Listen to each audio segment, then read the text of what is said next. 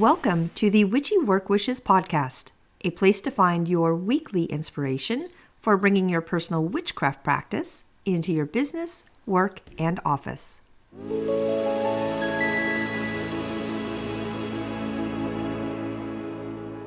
Welcome to Witchy Work Wishes. I'm your host, Charlene, and I am so happy you are joining me for today's episode, which is starting a new series that I'll do an episode probably once a month in, all about crystals and stones. And not just the basics with them, but how we can incorporate their energy into our work and offices. Now, my first pick, Moonstone. This is my go-to stone. But first, some things I did over the weekend to help in my own personal practice.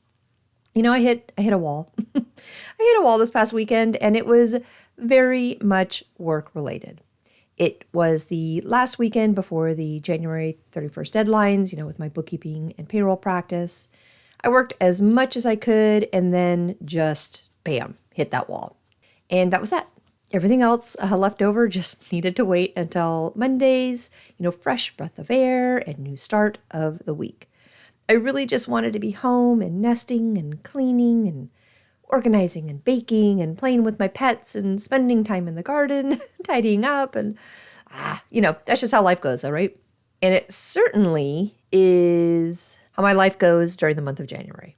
Now, I was able to sneak some kitchen witchcraft into the weekend before, so I can't say I'm totally going without.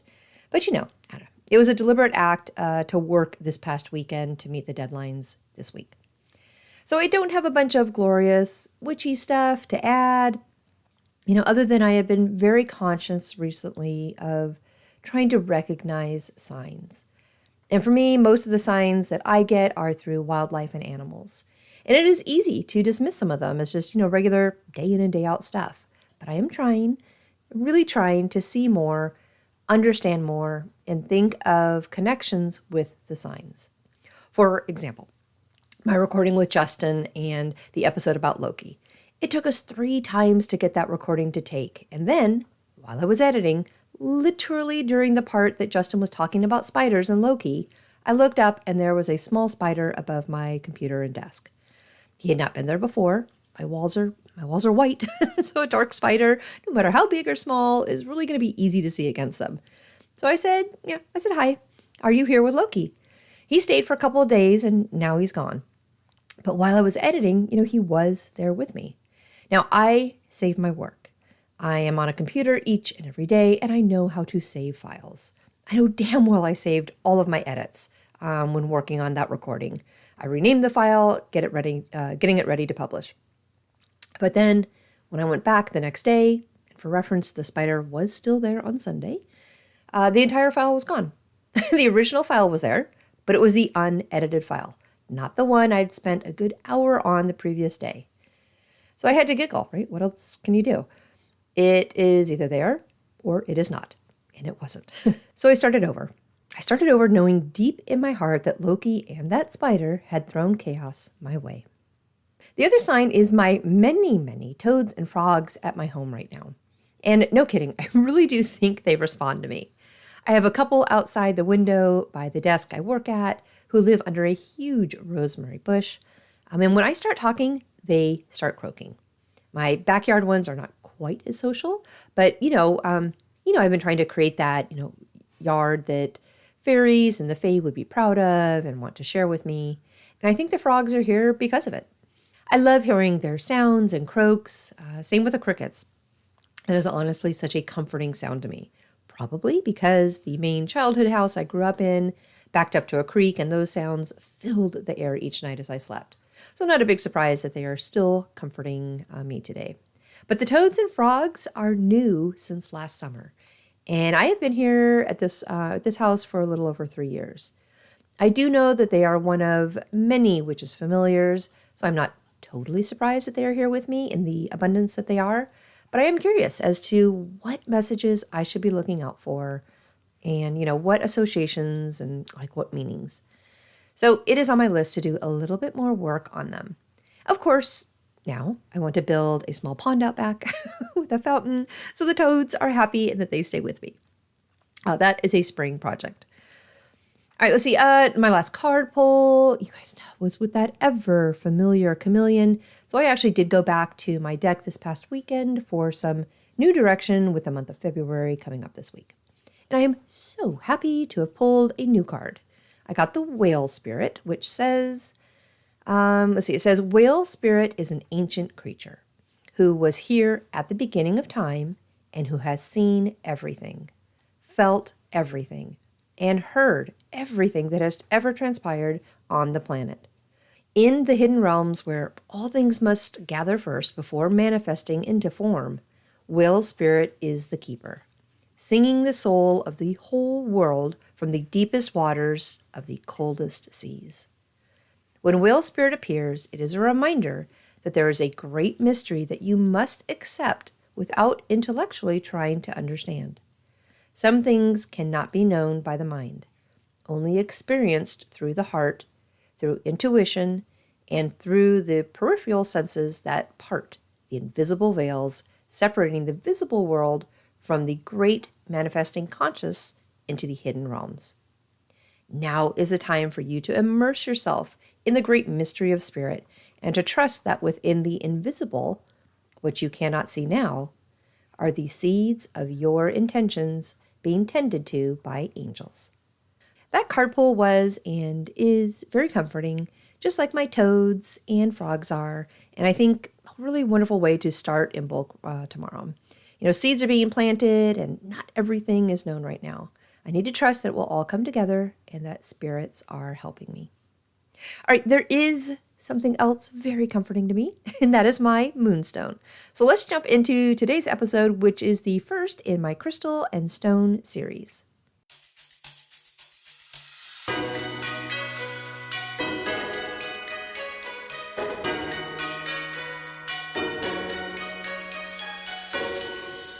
If you practice lunar witchcraft just a little or all the time, you are well versed on the beautiful Moonstone and its amazing powers and energies. But stay with me for just a little bit, even if you do, while I go over some of the good basics, and then we'll talk about ways we can bring that power and energy into the office, corporate world, and our jobs to help us there as well. If you have been with me for a while now, you'll know why I'm starting off this series with the Moonstone. The zodiac association is Cancer, the element is water, and the planet is the moon. These three things are my core. Now, there's a bunch more with the Moonstone, but those three things are why I actually wanted to start off with this specific magical stone. And to be fair, there are actually a handful of variations within the Moonstone family. We have our two most familiar, I think are the most familiar, the Rainbow Moonstone. This one really does look more white than anything, but if you look closely, you'll see strands, with many colors in it. And also, of course, the White Moonstone, which is a pretty milky white color. Now, there's also a Blue Moonstone. This one's actually pretty rare, has a beautiful blue sheen to it. There's a Pink Moonstone, also a Peach Moonstone. Those two have kind of that orangey, peachy, pink colors within them. There's a Black Moonstone, which I am now on the hunt for, so I can use with the dark moon work that I do. But this one also has a really dark brown and black color to it. Let's see, there's a Yellow Moonstone, has a nice golden color. There is a Cat's Eye Moonstone, literally just that. It looks like, when you look at it, it looks like there's a yellow line or like a cat's eye in the center. We have a Gray Moonstone. This one has beautiful silver tone to it. And there's also a Green Moonstone, which almost looks, I think it almost looks like a light version of jade with its green hues. There's one more, I believe, called the Star Moonstone, but this one is super, super rare. I think if you hold this stone under light, you actually are able to see like the shape of a star or maybe muted twinkling one, something like that. But I think those, are the variations we'll have available. Or certainly maybe not available, but a couple of those I think are really, really rare. For the most part, in general, moving forward, I'm going to be talking about the Moonstone as a whole. Now, associations, of course, I just mentioned, planet is moon, element is water, and the zodiac sign is Cancer. Now, not all stones and crystals are going to have a day of the week, but the Moonstone does. And it's Monday, which is the moon's day. Now, I have a whole episode on Monday Moon Day that aired back in 2022 if you want to head back and refresh on it. I actually started the Days of the Week series off with Monday, not only because I believe that is the first day of the week, but it is also all about the moon. So clearly I play favorites here. But let's look at Monday, the Moon's Day, and why our moonstones are so important on Mondays. Now, Monday, being the day of the moon, is going to elicit a bunch of emotions. It's a good day to work with your instincts as well as your intuition. It's a great day for self-care. It's a great day for rest and focus. The moon is an inherently feminine day and associated with water, so that self-care aspect, minding our emotions and things like that, is going to be needed even if you are at the office, at work all day long. It's a great day for comfort food. So, packing your lunch for work on Mondays should include something of fulfillment. Maybe even, like a lunch from your childhood that still brings you comfort and joy today. Now, the Moonstone is associated with emotions and specifically helps us in balancing them. And not just, basic balance, but it really does give us strong stability with them. And we know not everything can be on one side of the pendulum, right? To the degree that we feel happiness is the same degree that we will feel pain. And that swing is a big part of life. How we handle it, though, how we manage it, well, that's where we can grab and use tools just like the Moonstone. Think of how the moon affects the tides and the ocean waters.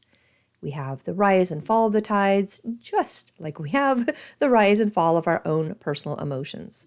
There is an ebb and flow that is consistent with what, the moon is doing and what we are doing. Full moon, maybe you have a bunch of extra energy like I do when it's a full moon time. A dark moon, maybe you retreat inward and reflect just like the moon does before starting over new.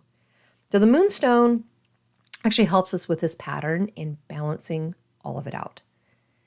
So the Moonstone is associated with psychic abilities, probably one of the more popular stones when working in witchcraft and, strengthening our psychic powers. But it does not just help with them. The Moonstone also encourages protection while doing it. For chakra healing, now I have not personally done this one, but I am going to book my first ever appointment once the January rush is over for me. But if you are versed in this area, you will know the Moonstone is used with the crown chakra and the third eye chakra. If you're not versed like me, the crown chakra is on the top of our head, and the third eye is between our eyebrows, above our nose, on our forehead. So the Moonstone invites tranquility and peace for this type of healing. The Moonstone is often used in lunar practices, for good reason, when working directly with the moon. Again, we can use different variations of the stone for different phases of the moon, but in general, the Moonstone is going to bring or represent balance, again, balance, with these workings. Now, of course, our beautiful Moonstone is going to help us with our dreams and dream work. Now, I have a small stone on my bedside table next to me as I sleep. I love dream work, and I honestly have that as a big part of my 2024 goals this year and diving more into how I can work with it. And believe me, my Moonstones will be with me the whole way to help with my lucid dreams. Now, I know I mentioned protection, but I just don't think we, in the practice, use Moonstone as our go-to crystal or stone for protection. It's not certainly what comes to mind when thinking about protecting ourselves. But Moonstone really does give out that energy, especially to protect our emotions against negative energies. If I know I have some gnarly stuff coming up in the workday, I'll wear Moonstone either with a ring or necklace, just so I have that energy physically on me to help protect me and my emotions and keep them in balance for the day. Toxic energy is not just around us when we are out and about. It can happen at work too. So using Moonstone as a protective stone against that is perfect, and it really does help. Now, for the Moonstone itself, jewelry, of course, is such a beautiful way to keep the stone right with us. We can also use the Moonstone in pendulums, though. We can use it in our wands, certainly just as a nice, beautiful piece on our altars or throughout the home and our office. And again, I have one right next to me as I sleep on my bedside table. So let's see, what about charging moonstones? Again, if you're looking for the best way to charge your specific type of moonstone, please gather more research, that is unique to it. For general moonstone charging, we are going to want to do two things pretty regularly, or at least, to balance out how often you use your moonstone. The first one is to cleanse. We know this in our practice is a great benefit to many things, as over time buildup happens, but the same thing really does apply to our crystals and our stones. They need regular cleansing too, honestly, before we recharge them.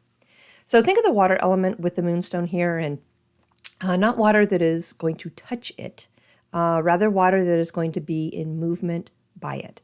So one good option is to have your moonstone by salt water or running water overnight. Again, not in it, but right next to it. If you have a small fountain at home, this works really, really great. If you live by a stream or close to the ocean or even by a lake where there's movement, that works too. We want the water to remove and wash away any accumulated negative energies it might be holding on to with our previous workings. Now, if you do not have access to moving water, our smoke cleansing rituals work really well here too. Now, after the stone is cleansed, we get to charge it. Back to the water element, if you can charge the stone by moving water, that is amazing. If not, though, we have some moon options to actually work with. Think of the moon phases first, though, and what energy it specifically is going to be bringing to the workings and the chargings. So we have 5 main stages. The first one is the new moon. This stage really is all about the beginning of something, the fresh start, time to set intentions and defining your manifestations. Second is the waxing moon. In this stage, it's really between that new moon start and the full moon stage. And we have 3 sections here. Waxing crescent, I think of this as, things are growing, sprouting up. It's our time to get a little pep in our step and gain momentum. Vision boards, if those work for you, this is the time to do it. As the moon is gaining energy, it's time to take your dreams and start putting them into action. It's a positive time with good energy. The second of those 3 parts to the waxing moon is called a first quarter. Think more about power and strength coming to you as the goals you set with the new moon are starting to gain momentum. Work on your challenges and take that added momentum and use it to fuel you. The third part to the waxing moon stage is called waxing gibbous. And these are the days right before the moon is at its fullest. You are almost there. You see the end goal. It's not time to give up yet, not right before your success. Rather, keep that pace and keep patient. Keep working hard. All right, the third stage is the full moon. If you're charging your moonstone during this very popular stage, think of how big and full and round the moon is right now. If we are charging our stones here, we're going to be harnessing full energy, peak energy. You want to focus on power, your own personal success, charging things under the greatness of the full moon and having your intentions and goals reach their peak. That's what this time is all about. It's a time of celebration. It's a time of completeness. It's all about harvest and fulfilling your dreams. The fourth stage is called a waning moon. And just as the moon is going to start slowing down and shining less and less, it's our time to release and let go. It's all about banishing what we don't want during this time. And just like the waxing phase, there are 3 parts to the waning phase. First one is called a waning gibbous. And this is, the moon just after the full moon phase. The moon is lessening and we're going to start reflecting. What worked? What didn't work in that first half of the moon cycle? It's time to figure out what you need to let go of, just as the moon is letting go of her size and strength. Next is the last quarter. Let them go. Release. It's time.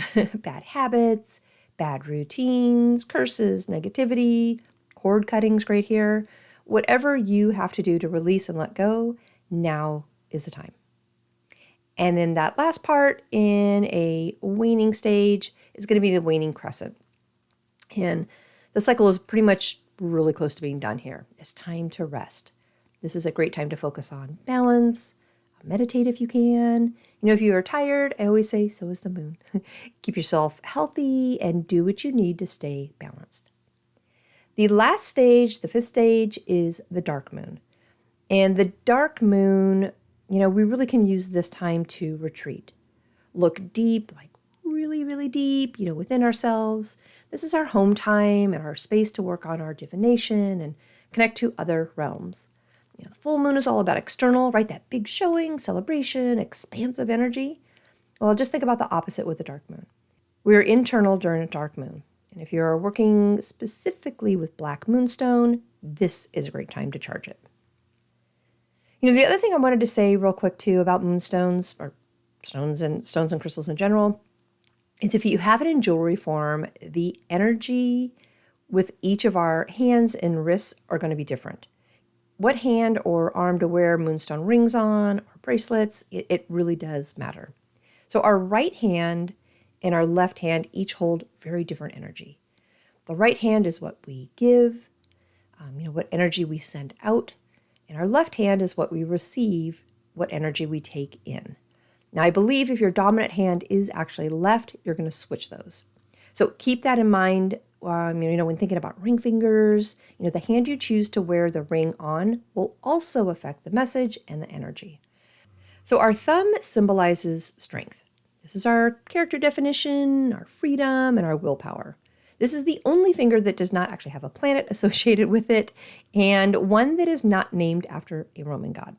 So that said, the connection our thumb has to the inside of our palm, that kind of fatty, bulky area directly below it, that is called the Mount of Venus, which represents love, sympathy, and grace. So for the elements, though, it's natural, so you get to choose. Now, our index finger, this is our water element finger. Index finger will show our authority. It'll show our leadership. It will show our ambition, self-esteem, and our confidence.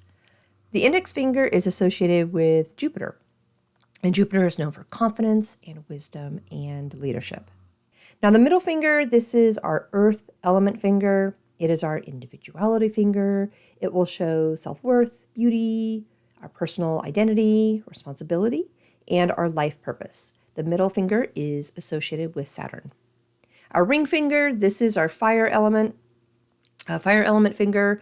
The ring finger is our love finger. It'll show our relationships, our creativity, our love and beauty, and our adventure. The ring finger is associated with the sun, which gives us ambition and success. Now our little pinky finger, this is our air element finger. Our pinky is our communication finger. It'll show our intelligence and our intuition. Our planet for our pinky is Mercury, which is all about communication.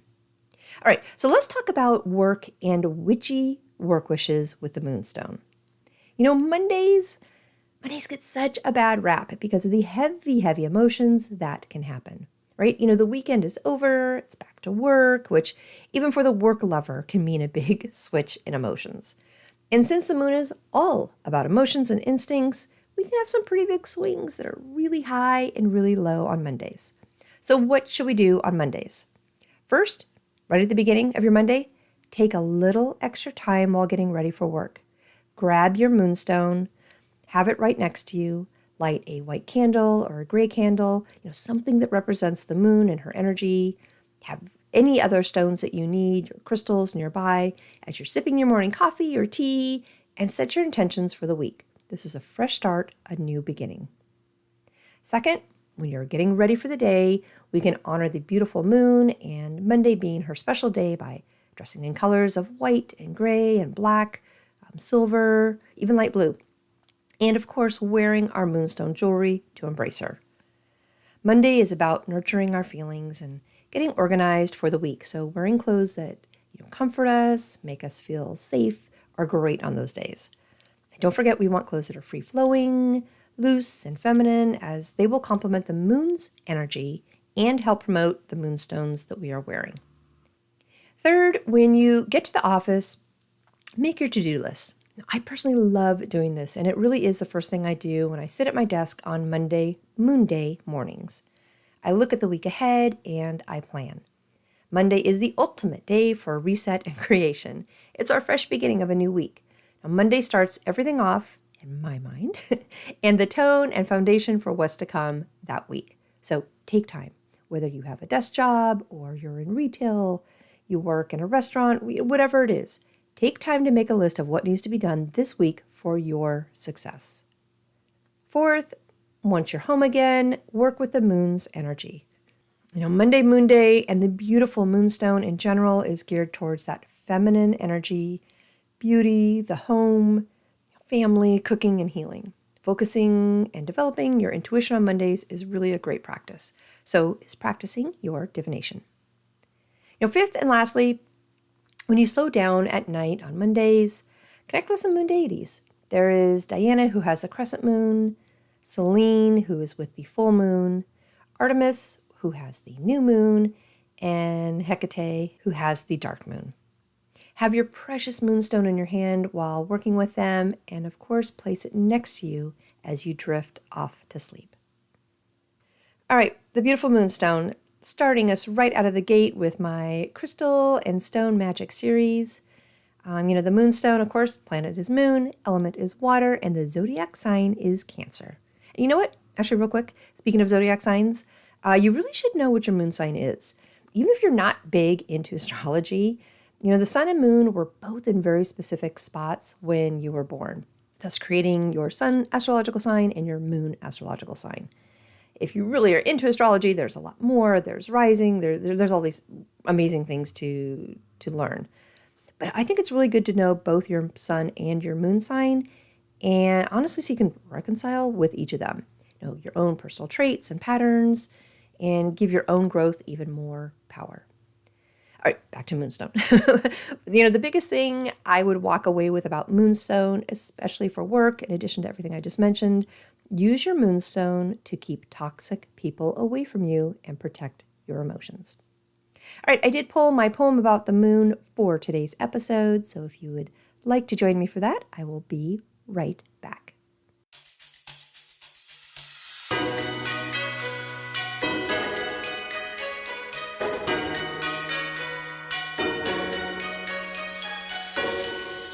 Okay, here we go with the poem I wrote about the moon. And this goes back to, when did I write this? Well, it had to be 2022 for the Monday Moon Day series. All right, here we go. The moon in her gentle and beautiful grace guides us through our witchy space. With turning tides and strings that pull, our hearts respond with emotions in full. The emotions speak of joy and pain, for without these, our hearts abstain. And lost to be our past would turn, forever gone our lessons learned. So pull the strings of our heart she must, her guidance and vision like clockwork we trust. And with each month the time repeats, as intuition and instinct gladly meet. It's within these both that our strength is found. Her guiding moonlight is big and round, or maybe yet it's just a sliver, with an instant feeling that makes us shiver. The goosebumps rush and the vision becomes clear. The moon gently whispers for us to hear. If we take our time and listen close, we'll get her guidance in a silver dose. Our deities for the moon, they say, are Diane, Selene, Artemis, and Hecate. Their message rings true, loud, and strong. To the moon we trust and all belong. As we close our eyes and nightly dream, the moon repeats her beautiful theme.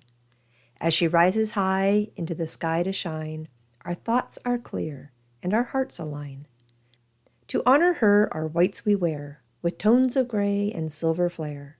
Our moonstone rock and jewelry chain show our love will never wane. We call upon her wisdom at night and charge our water in her shining light. As our crystals heal and our rhymes are said, she grants our words in the days ahead. And as those wishes and callings arise, our hearts with hers she beautifully ties. Yet again with her gentle and beautiful grace, she guides us through our witchy space. Well, thank you so much for joining me today. I really do appreciate you listening and being a part of Witchy Work Wishes. Next week, we are back with our spells and potions, this time talking about love. I hope the rest of this week is wonderful. You have a great Imbolc tomorrow and on Friday, and your weekend is absolutely magical. I'll talk with you next week.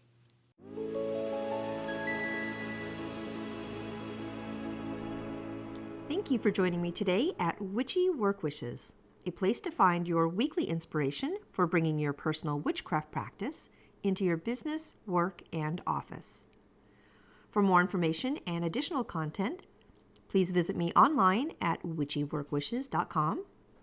If you want to send me a personal note, please email me at info@witchyworkwishes.com. And of course, you can follow me on Instagram and Facebook. Just search for Witchy Work Wishes.